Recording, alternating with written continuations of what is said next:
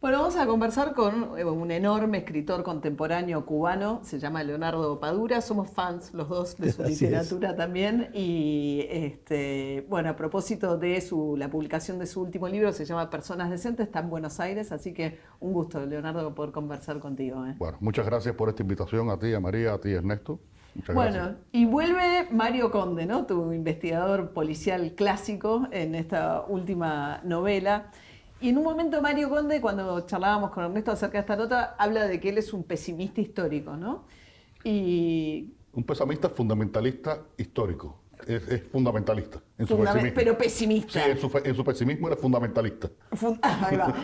Y uno siente, porque es una historia que transcurre, ¿no? En dos momentos distintos, son dos historias paralelas, una de principio de siglo, otra más cercana en el tiempo, de dos momentos de Cuba, ¿no? Separados por 100 años, un poco, ¿no? Sí. Y ahí hay ese pesimismo de Mario Conde lo va transmitiendo toda la historia acerca de la evolución de la historia de Cuba. A ver, Mario Conde es un personaje que ya me ha acompañado durante más de 25 años. Yo lo creo para una novela que iba a ser una novela que se llama Pasado Perfecto, que se publicó en el año 1991. Y le di al personaje ciertas características porque tenía que ser un policía cubano, porque la lógica, la verosimilitud dice que nadie investiga un crimen de sangre si no pertenece a un cuerpo policial. Pero quería que este policía tuviera una serie de elementos en su carácter, en su mirada al mundo, en su sensibilidad, que lo distinguieran de un policía común y corriente. Es un policía de la literatura más que un policía de la realidad. Y una de las características es siempre su nostalgia, su melancolía, que a veces se resuelve con soluciones y salidas irónicas con respecto a la realidad y con ese pesimismo que siempre lo acompaña. En el caso de esta novela, como tú bien dices, son dos historias que están entrelazadas, entre otras cosas, por una vía conceptual, por dos tiempos históricos cubanos, principios del siglo XX, los años posteriores a la independencia y el año 2016, alrededor de la fecha de la visita del presidente Obama a Cuba. Y entonces Mario Conde, que es el protagonista de esta historia del presente, va contando lo que ocurre en este momento, que fue un tiempo de una especie de júbilo, circulaba la esperanza porque circulaban las posibilidades. Se empiezan a abrir pequeños negocios, la gente viajaba, había intercambios culturales, políticos, religiosos, deportivos con los Estados Unidos. Vi en esos años algo que yo nunca imaginé. Voy a dar un pasito atrás en esta respuesta. En el año 68, nosotros despedimos al tío mayor mío. Era el tío con el que yo iba a los estadios de béisbol, tío que yo quería mucho. Se fue a los Estados Unidos. Y recuerdo que lo despedimos frente a la casa de mi abuela y el hecho de que se fuera era casi como si muriera. No se sabía si lo íbamos a volver a ver. De hecho, yo no lo volví a ver hasta el año 92, cuando voy por primera vez a los Estados Unidos. 24 años. Y ya, bueno, ya murió mi tío y tal. Y recuerdo que era eso, era como que esas personas morían.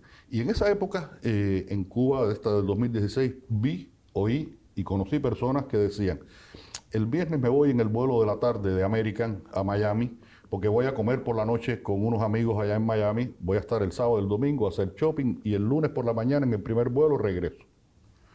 Oír decir eso en Cuba era como que estábamos en otro país. Pero todo eso desapareció después. En el año 2017, como ustedes saben, llega Trump a la presidencia de los Estados Unidos. Una de sus políticas fue desmontar las políticas de Obama y desmonta toda esta posibilidad de una cercanía, una relación más cordial con Cuba.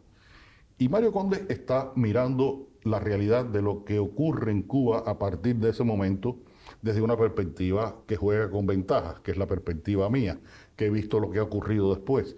Ese gobierno de Trump, la pandemia, la ineficiencia económica cubana que ha provocado todos millones de desastres, y hasta el presente, hasta el presente. Entonces, esa mirada sobre ese acontecimiento es un poco, se apoya en la mirada del acontecimiento que ocurre en el año 1910, con respecto a este destino de Cuba, de que parece que las cosas van a pasar y al final no ocurren como esperamos que ocurran, y vemos entonces la realidad con ese cierto pesimismo que yo le transmito al personaje de Conde. Leonardo, ya volvemos a la literatura, pero no puedo no preguntarle por la historia de su tío. ¿Por qué se fue su tío? Es la primera pregunta. Y la segunda, en otro libro, el anterior a este, en el libro Como Pueblo en el Viento, usted habla del exilio. Y se produce la situación de que hay uno de los personajes, es un hijo de un padre que se fue al exilio y al que él ve como un traidor, como un gusano. Entonces me gustaría preguntarle también, ¿cómo veían ustedes a su tío? ¿Como alguien que se fue y lo extrañaban? ¿Como un traidor a la revolución? No sé, ¿cuál es la historia ahí? Fue muy complicado, fue una etapa muy complicada. Yo recuerdo, por ejemplo, que en las planillas escolares, si tú aspirabas a entrar en un determinado colegio con determinadas características, siempre había una pregunta que era, ¿tienes familiares en el extranjero? ¿Sí o no? ¿Mantienes relaciones con el familiar en el extranjero? Es decir, que tener un familiar en el extranjero y tener relaciones con ese familiar podía ser descalificante políticamente. En esta novela hay un momento en que se dice, en Cuba hay que tener fe familiar en el extranjero, porque familiar en el extranjero ahora es el que ayuda a vivir a los cubanos. Pero en aquella época las cosas eran muy distintas. En el caso especial de mi familia, este tío es el segundo que emigra. Después salieron otros y tengo una parte importante de mi familia paterna en los Estados Unidos y después algunos primos por la parte de mi madre. Y era un personaje muy importante en mi familia y sobre todo en la relación conmigo porque él trabajó siempre con mi padre. Tenían un pequeño comercio y él y mi padre se llevaban muy mal. Entre otras cosas porque eran fanáticos de dos equipos de béisbol distintos. Es como ser fanático de Boca y de River, eso era ser fanático de La Habana y del Almendares. Y este tío que era muy tarambana y trabajaba muy poco, tenía mucho tiempo para ir a los estadios y me llevaba a mí, que era uno de los sobrinos mayores. La lejanía de este personaje fue para mí muy dolorosa, muy dolorosa. Y nunca lo miré en términos políticos, lo miré como una pérdida personal que yo tenía. Pero era muy frecuente que tuvieras que asumirlo en términos políticos. Y este personaje de la novela que reniega del padre en un momento determinado y después se da cuenta de que es un disparate lo que ha hecho, de lo que le han pedido que haga, porque ningún niño hace eso porque lo sienta, sino porque hay una compulsión social que te lleva. Y en los años 60 eso fue muy fuerte, muy fuerte. Los que se iban eran gusanos. Esto a partir de los años 70 varía un poquito, pero siempre tienen sus altas y bajas y siempre sigue siendo como una distinción, los que se quedan y los que se van. Trata a personas decentes también un tema, ¿no?, fundamental que tiene que ver con los artistas y además que atraviesa la obra de sus propia, ¿no?, me imagino como escritor, de cómo convivir con la censura, ¿no? Porque uno de los principales personajes, de hecho, de la trama policial es un gran censor que encima es un perverso, porque además se aprovecha personalmente y saca lucro de aquellas personas a las cuales, ¿no?, le quita la obra y lucra personalmente con eso. Y hay incluso una descripción bastante cruda en la que dice que por ahí el que triunfa es el mediocre, que con una obra mediocre es más fácil triunfar en tanto alabe a la revolución, ¿no? Sí, hay un personaje que lo dice muy claro, un personaje que viene de novelas anteriores, fue compañero de Conde de estudio, que se llama Miki Cara de Jeva. Ya Miki Cara de Jeva en Cuba es muchacha, y sobre todo novia, esa es mi jeva, mi jevita, ese dice. Entonces Yamiki Cara de Jeva, que está inspirado en una persona real, era un compañero nuestro de estudios en la secundaria que era muy bonito, y como era muy bonito decíamos que tenía cara de jeva. Yamiki Cara de Jeva no tiene cara de jeva, es bastante feo ya a esta altura de la historia con sus 60 años. Y Miki fue un escritor que escribió lo que se esperaba que escribiera un escritor en un momento determinado y tuvo un cierto reconocimiento. Después se desinfla como autor. El problema con la censura es que en un país donde todos los medios y todas las instituciones culturales pertenecen al Estado, pues la política cultural del Estado es la que decide qué obra se realiza o no se realiza. Hay un paso anterior que es el proceso de creación. Tú puedes tener toda la libertad de creación del mundo, pero si esa creación no se materializa, en el caso de un libro, en la impresión y circulación de un libro, es como si no existiera. Y para que existiera, pues la gente ha tenido que limitar. Y esa es la parte más complicada de esto, porque no es el aparato de censura, es la práctica de la autocensura, que es más dolorosa. Es más dolorosa, porque que un censor te diga esto hay que quitarlo, esto hay que quitarlo, hay que quitarlo, pero que tú mismo ya empieces a autocensurarte, eso es lo más doloroso. Y eso se ha practicado en Cuba. Existe en Cuba porque sabes que tienes que cumplir determinadas normas de expresión para que tus obras circulen. Puede ser una película, puede ser, bueno, la película de que yo fui guionista, Regreso a Ítaca, en el año 2015, no se exhibió en el Festival de Cine de La Habana porque decidieron que era una película que no querían que se exhibiera en Cuba. Después logramos que se exhibiera en el Festival de Cine francés, pero hubo una gran pelea alrededor de eso porque era inadmisible, era una censura inadmisible. Pero la obra se había hecho. Y con mi literatura un poco pasa lo mismo. Yo tengo una posibilidad que no todos los escritores cubanos tienen y que yo la aprovecho. Y es que mis libros los publica desde hace más de 25 años la editorial Tusquets. Yo escribo, digo lo que necesito decir y cuando termino yo aprieto una tecla de mi computadora y ese libro sale para Barcelona y se publica tal y como yo lo escribí. Yo tengo, por supuesto, un trabajo de mis obras con mis editores españoles, pero siempre es un trabajo en el que mis valoraciones políticas o mis miradas sociales sobre la realidad cubana no se discuten. Se discuten adjetivos, largo de un capítulo, un personaje que... Estilo. Oye, ¿por qué? Sí, cosas que uno hace un literarias, editor, cosas claro. literarias. Recuerdo, por ejemplo, yo tuve la ventaja y el privilegio enorme de trabajar con una editora como Beatriz de Moura, una de las editoras clásicas de toda la literatura hispanoamericana, en lengua española contemporánea. Y Beatriz, cuando yo escribí El hombre que amaba a los perros, me dice un día, oye, en la parte de Trotsky hay algo que no funciona. Y yo le digo, ¿qué es lo que no funciona, Beatriz? Me dice ella, no sé, pero hay algo que no funciona. Revísalo bien, revísalo bien. Y me puso a pensar, y me di cuenta que yo había escrito toda esa parte en primera persona y yo no había logrado meterme en la cabeza de Trotsky suficientemente. Y le dije, Beatriz, si yo escribo esta parte en tercera, dice, esa es la solución.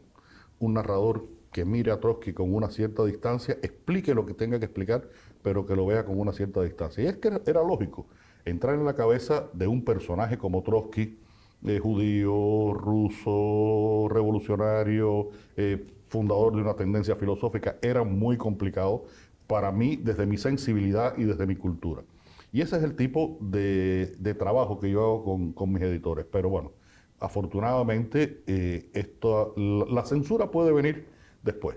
Tal vez yo publico un libro o hago un guión para una película como Regreso a Ítaca y ese libro hasta ahora se han publicado en Cuba, casi todos. Faltan los últimos y faltan sobre todo por cuestiones prácticas, materiales. La novela que se llama La transparencia del tiempo, que es 2 novelas antes que esta, no ha salido por falta de papel. Está contratada y todo por una editorial cubana y no ha salido. Como Polvo del Viento logramos publicarla con una editorial que tiene su sede fuera de Cuba, pero distribuye sus libros en Cuba. Es tiene una situación especial y logramos hacer 1.500 ejemplares que han circulado en Cuba.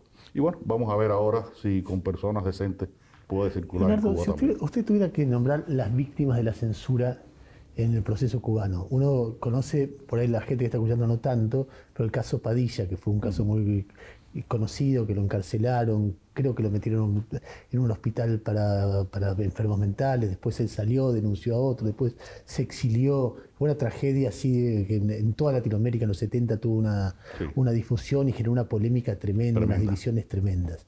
Además del caso Padilla, ¿qué otros escritores usted dio? Gente que era muy valiosa y se tuvo que ir, no escribió más, se suicidó, se quebró, terminó presa. Mira, lo he mencionado muchos días, en estos días, haciendo la promoción, tanto en España como ahora aquí la promoción latinoamericana que arranca aquí en Argentina, porque después vamos a Uruguay, vamos a Chile, tengo la Feria de Guadalajara en México en noviembre.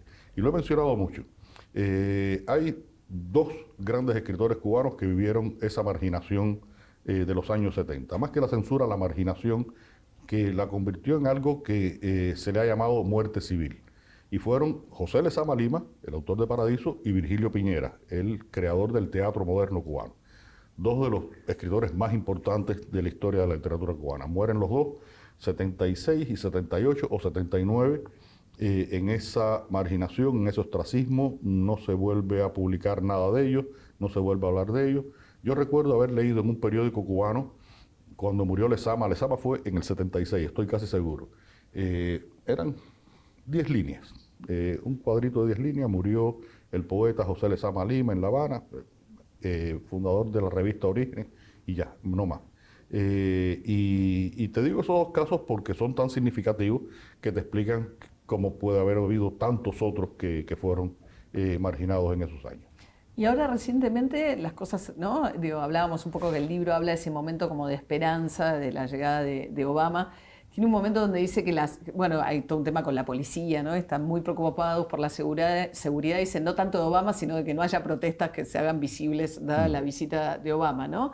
Pero después de ese momento daría la sensación, digamos, por lo que pasó recientemente con, ¿no?, sobre todo los jóvenes artistas y demás, que volvió fuerte la censura. No sé si es la percepción de adentro. No creo que haya vuelto más fuerte, yo creo que no ha disminuido. Incluso se ha concebido, porque creo que no está legalizado, aprobado un decreto, creo que el número es 249, que permite a funcionarios o inspectores del Estado decidir si una obra puede exhibirse, circular o no. Y eso ha sido muy polémico en la sociedad cubana. En los años 70 estas cosas ocurrían y nadie hablaba, Hoy ocurre y mucha gente protesta, aunque haya todo la propaganda oficial a favor, porque hemos visto a artistas en la televisión decir, está muy bien ese decreto esto permite que no haya vulgaridad en una representación teatral o en una obra de arte, pero sabemos que no es solamente vulgaridad, son otras muchas cosas las que pueden ser controladas. Pero la gente opina sobre eso, dice y muestra su desacuerdo, y eso yo creo que es que se han ganado espacios de libertad, espacios de debate a lo largo de estos años. No todos los que deberían existir, pero existen. Mira, hace poco a mí me fueron a hablar para que participara en un programa de televisión después de muchos años sin salir en la televisión en Cuba, y el tema era sobre la libertad de expresión. Y yo les dije, bueno, mira, el día del programa no estoy en Cuba, estaba fuera de Cuba, y entonces, pero queremos grabarte y que digas algo sobre el tema. Digo, bueno, voy a decir lo que yo pienso. Y dije exactamente esto, que no se puede concebir una cultura, y sobre todo en el caso de la literatura, del pensamiento, de la creación, desde la sospecha. La libertad de expresión, de creación, es inalienable del acto creativo. Lamentablemente, aunque tú lo practiques, puede ocurrir lo que dije antes, que después ese producto artístico no circule, pero es algo que resulta indiscutible y que con lo cual existe. Yo siempre digo que en este tipo de libertad existe un límite, y es un límite ético. Mi libertad termina donde empieza la tuya. Y mi libertad no puede significar que yo exprese y haya un apoyo para la expresión de actitudes racistas, homofóbicas, de género. Es una cuestión ética, pero no es una cuestión creativa la que puede limitar mi libertad. Leonardo, le voy a decir algo que pasa con usted, que no solamente con usted, con muchos escritores que cuentan la realidad en la que viven. Hay momentos que siento que estoy haciendo una crónica periodística, que percibo que la historia que atraviesa la novela, que es lo que define la novela como un hecho de ficción, es una excusa para contar el ambiente en el que viven los personajes, que es Cuba. Y entonces, de repente me interesa la historia, porque la historia siempre engancha, pero también el ambiente, a ver cómo cuenta este hombre que se anima a contar con libertad el país donde está viviendo, que nadie cuenta o casi nadie cuenta con esa libertad. Es que las posibilidades de contarlo depende de los recursos que tú tengas y de los espacios que tengas. Con esta novela que se llama La transparencia del tiempo, hace 3, 4 años, yo gané el premio Barcino. Barcino es Barcelona, el nombre original de Barcelona, ¿no? Es un premio de novela histórica. Y en la fundamentación del jurado para darme el premio, decía, bueno, se le da este premio Barcino de novela histórica al escritor Leonardo Padura por la crónica de la vida cubana contemporánea. Claro. Es que es una crónica. Era muy simpático, me daban un premio de novela histórica por lo que yo escribía en el presente y me comparaban con la crónica de la España post-franquista de Manuel Vázquez Montalbán. Claro. Es que tiene algo parecido, exactamente. Y yo creo Sí. que sí, que yo creo que, y también lo he dicho varias veces, que de alguna manera, mira, al principio no tuve, Ernesto, la conciencia, porque sería yo no debo hacerlo porque no sería cierto. No tuve la conciencia de la posibilidad o de la necesidad o del deseo de hacer esa crónica de la vida cubana contemporánea. Que sobre todo lo hago con las novelas del personaje de Conde. El personaje de Conde, como les decía al principio, aparece por primera vez en el año 91. Una novela que se llama Pasado Perfecto, que se publica en una pequeña editorial de México. Esa historia de Pasado Perfecto y de esa primera serie de 4 novelas ocurre en el año 89. Y hemos llegado en esta novela al año 2016. Mario Conde ha ido recorriendo estos 25 años de historia cubana, mirando la realidad cubana desde una perspectiva que yo siempre digo que es la perspectiva de un hombre en la esquina de un barrio mirando al nivel de sus ojos. Es decir, no se mira desde arriba, no se mira, es la realidad vista tal y como puede ocurrir para cualquier persona que vive en Cuba. Y se va armando esa crónica, como tú bien dices, que por el mismo hecho de yo estar en Cuba y de escribirla desde la perspectiva de este personaje, aunque las otras novelas, la novela de mi vida, Herejes, Como polvo en el viento, El hombre que amaba a los perros, también participan de eso, pero en las de Conde especialmente. Es una crónica muy íntima de esa realidad cubana. Y no es un secreto, porque yo practiqué y he practicado y sigo practicando el periodismo durante estos años, que el hecho de haber sido periodista me ha ayudado y me ha dado instrumentos para eso. Esta novela, la historia del pasado, está alrededor de un personaje que me persigue hace años porque escribí una crónica, un reportaje periodístico sobre este personaje en el año 1987. El gran proxeneta el proxeneta por excelencia de la historia cubana, Alberto Yarini y Ponce de León, que está en el centro de esa historia que ocurre en el año 2010. Y todo empezó con una investigación periodística, un reportaje periodístico, y yo en el periodismo creo que traté de practicar y aprendí algo que me ha servido para escribir novelas. Y es que tú puedes trabajar estéticamente un texto, tener una altura lingüística, estilística, estructural, pero tienes que comunicar. Y a mí siempre me interesa mucho comunicar. Y eso lo aprendí y lo practiqué en el periodismo. La crónica de este último libro toca el tema de la prostitución, ¿no? O sea, en los dos momentos de estas dos historias que corren como en paralelo, aparece la prostitución. El momento en el cual post-independencia de Cuba es la Niza, o pretende ser la Niza de América Latina, y es una prostitución bien distinta a la prostitución que aparece, ¿no? Después ya, cuando está por llegar Obama, y en un momento, no sé si lo dice Conde, pero dice, bueno, antes estaba mal vista la prostitución, era una persona que pasaba a ser como mal vista por la sociedad, en cambio ahora es una vía de salida, ¿no? Es alguien que zafó, es alguien que encontró una salvación. Esta prostitución contemporánea de Cuba resurge sobre todo en los años 90. Ese tiempo que se llamó eufemísticamente periodo especial en tiempo de paz. Post-caída de la Unión Soviética, crisis económica absoluta en Cuba, recuperación o inicio de la industria turística cubana, llegan los turistas y con los turistas llega la prostitución, reaparece. En Cuba hay una tendencia al eufemismo, en muchos sentidos. y las prostitutas se beneficiaron de un eufemismo.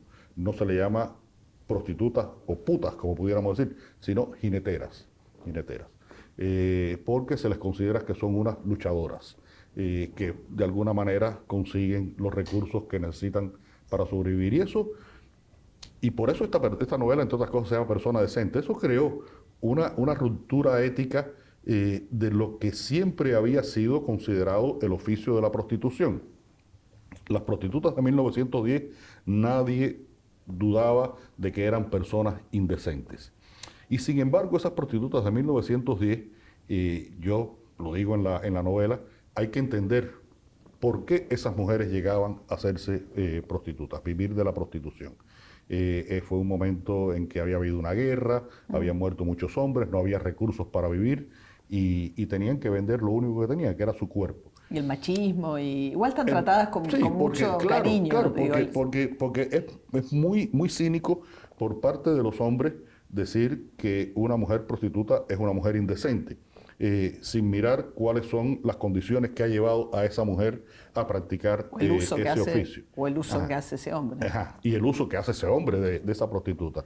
Entonces, ahí yo tenía esas dos miradas posibles de esa indecencia y traté entonces de tener, sobre todo con esas prostitutas de principios de siglo, una mirada más comprensiva que compasiva, de entender por qué esas mujeres eran prostitutas. Y hay un personaje que es el policía de 1910 que se adentra en ese mundo y me ayuda a tener esa mirada sobre la prostitución. Pero la idea de que ahora la prostitución es una salvación, que ahora está bien vista. Sí, te dije, ya en los años 90 eran las luchadoras y eran las personas, eran algunas, ¿no?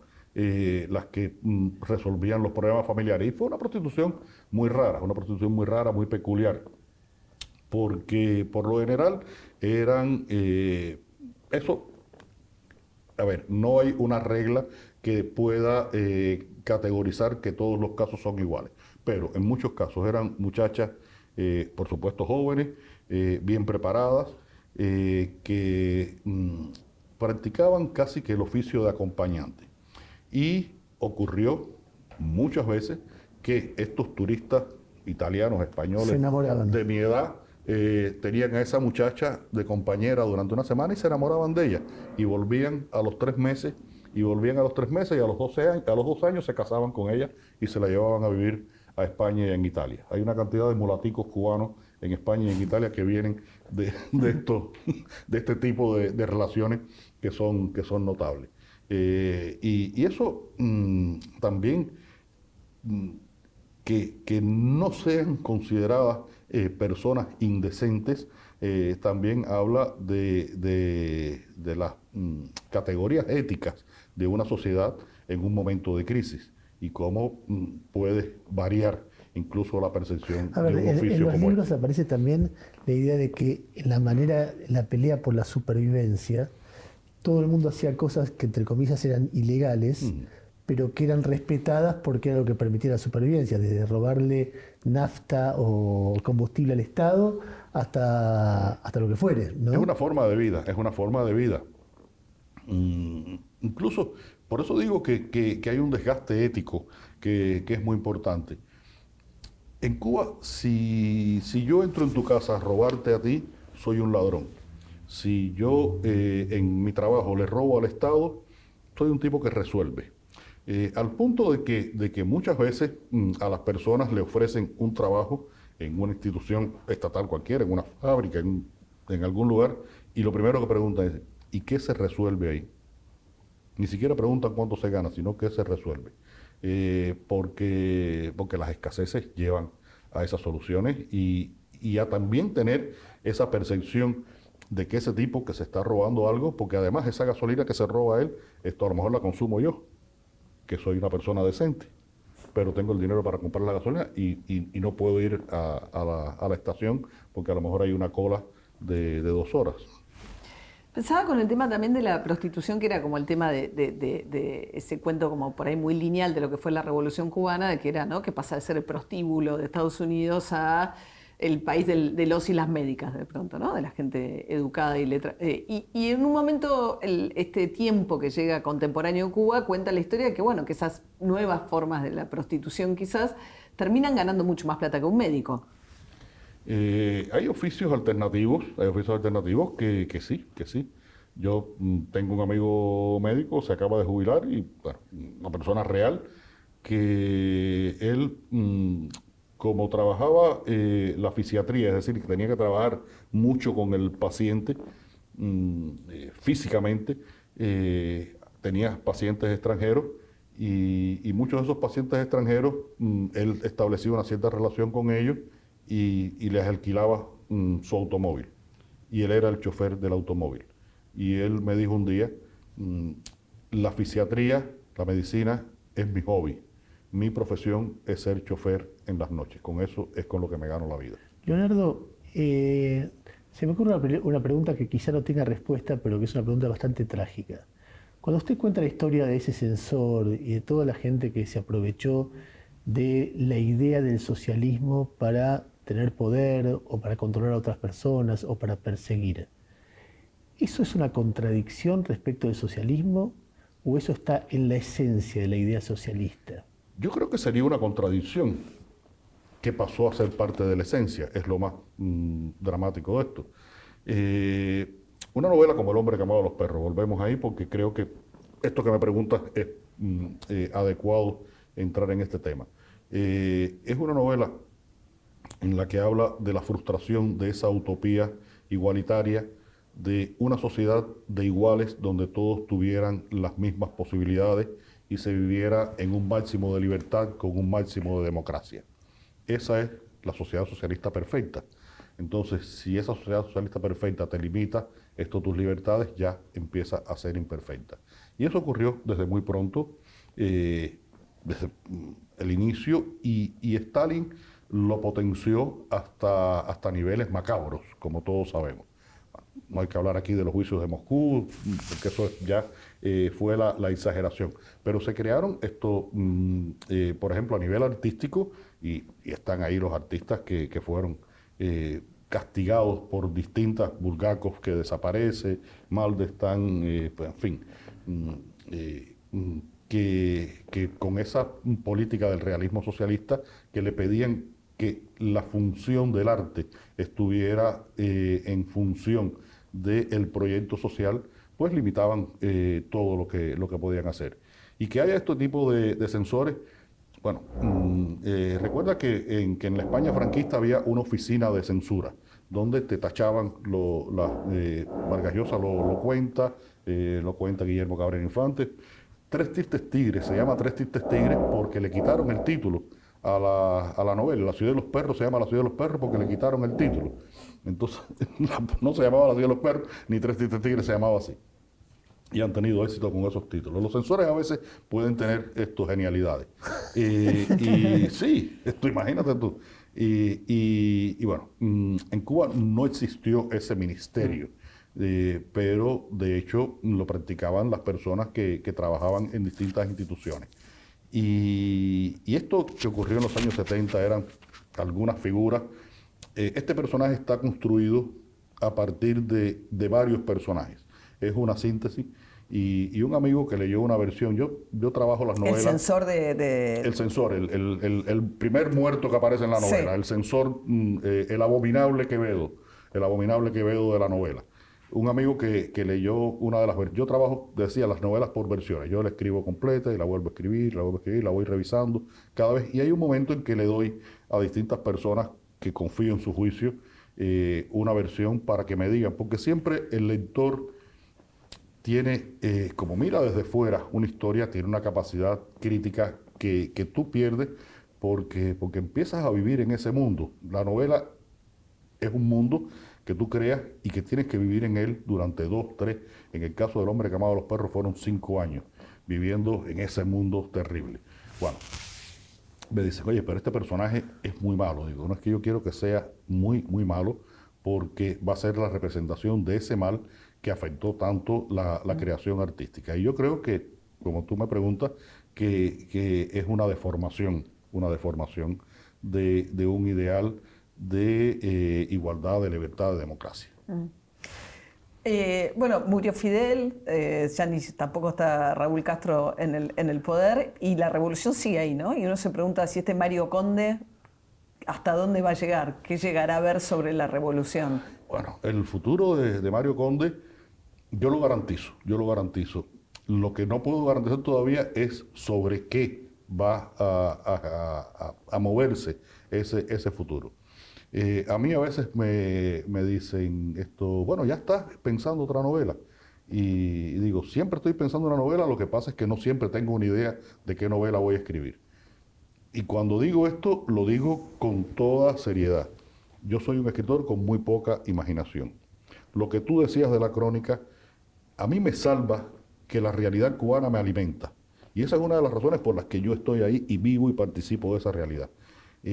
Porque ahora mismo yo terminé esta novela y tengo una vaga idea de una novela que tal vez esa idea se concrete en algún momento, pero es un proceso muy misterioso de por qué, de todas las cosas que tú ves, de todas las cosas que te conmueven de una forma o de otra, hay una que se condensa y se convierte en idea de novela. Ahora mismo esa que tengo, no sé si será. No va a ser con Conde. Le voy a dejar descansar un poquito para que transcurran unos años y tener una perspectiva mayor de los acontecimientos que han ocurrido. La novela anterior termina en el 2014. Incluso la novela termina, el argumento de la novela termina en octubre del 2014. Y hay como un pequeño epílogo que ocurre el 17 de diciembre de 2014, cuando Conde se levanta y por la mañana siente una presión en la tetilla, que son sus premoniciones, ¿no? Hoy va a pasar algo. Y es el día que anuncian los gobiernos de Cuba y los Estados Unidos que van a comenzar a conversar para restablecer relaciones. Bueno, el resultado de esa premonición es lo que ocurre en esta novela, en ese ambiente del 2016 del que ya hablé. Entonces, tal vez pasen 3, 4 años. Lo que sí no quisiera tal vez, es que fuera una novela de la pandemia. Porque siento que fue una experiencia tan traumática la pandemia que nos ha marcado. Y no tengo deseos de insistir sobre algo que realmente nos cambió. No nos cambió la vida definitivamente, pero durante 2 años nos cambió la vida.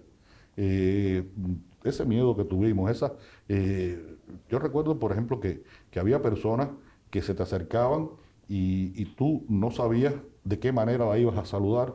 Y fue algo con lo que aceptamos que había que convivir en esas relaciones. A cada rato, ahora en estos días que estoy haciendo gira, cuando voy a tomar el ascensor o el elevador, ascensor en España, elevador acá en América Latina, en los hoteles, hay veces que hago así y me toco a ver si tengo puesta la mascarilla. Claro.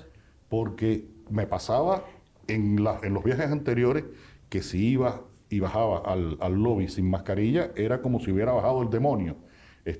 Y a veces me pasaba, y yo tengo que salir con frecuencia porque fumo. Entonces tengo que salir a la calle. Pero a voy a fumar. repreguntar, porque tenía más que ver si uno imaginaba que un proceso como el régimen cubano iba a terminar en un colapso que muchos pensaban que podría venir de la mano de la muerte o del apartamiento de los Castro, del gobierno, cosa que ya no ocurrió. Si es más ese escenario que imagina o qué escenario... Será un escenario de la realidad cubana. Será un escenario de la realidad cubana. Vamos a ver qué ocurre con la realidad cubana. No me gusta hacer predicciones de futuro. Es un oficio muy arriesgado. Mira, en el momento en que ocurren estos acontecimientos, yo creo que la mayoría de las personas en el mundo, si les preguntaba quién va a ser el próximo presidente de los Estados Unidos, te decía que Hillary Clinton. Hacer predicciones del futuro es muy difícil. Esto mismo, ¿quién va a ser el próximo presidente de los Estados Unidos? Puede ser que vuelva a ser Donald Trump, increíblemente, pero puede ser que sea. Entonces, eso puede cambiar muchas cosas en las relaciones internacionales y sobre todo en la realidad cubana. Leonardo, mi última pregunta. En el libro sobre el exilio, usted cuesta la como polvo en el viento. Claro, lo desgarrador de la diáspora, con las recriminaciones de los que se van, los que se quedan, la culpa, la nostalgia. Si uno lo piensa esquemáticamente, seguramente durante muchas décadas los que se fueron pensaban que los que se quedaron eran cómplices de una dictadura y los que se quedaron pensaban que los que se fueran eran gusanos. ¿Eso está cambiando? ¿Cambió? ¿Hay más humanidad en esa relación? ¿Qué? Cambió mucho. Y estos años de Obama contribuyeron mucho a que cambiara. Después, con la era Trump, ha afectado esas relaciones porque, ¿sabes qué? La comunidad cubana de Miami, estamos hablando ahora estaba pensando yo en Miami fundamentalmente, la comunidad cubana del sur de la Florida, para ser más específico, es muy trumpista. Y entonces eso ha afectado la percepción de la realidad cubana y de los que viven en Cuba de una manera un poco irracional. Yo siempre he dicho, Ernesto, que el futuro de Cuba pasa por la conciliación entre los cubanos. Yo creo que eso es muy importante. No hay razones para que sea un país dividido, aunque se hayan dado razones para dividirlo. Y en el futuro veremos si esa conciliación es posible. Hay veces que creo que sí, y hay veces que soy pesimista y creo que va a ser muy complicado. Ojalá sea que sí y haya esa conciliación entre los cubanos de dentro y de fuera, porque en definitiva todos venimos del mismo lugar, venimos de la misma cultura, y somos seres humanos que pudiéramos entendernos y hablar el mismo idioma en todos los sentidos posibles de los idiomas que hablan los seres humanos. Al final encontramos un destello de optimismo, ¿no? Empezamos hablando acerca del pesimismo. Gracias, Leonardo, muchas gracias. Muchas gracias a ustedes.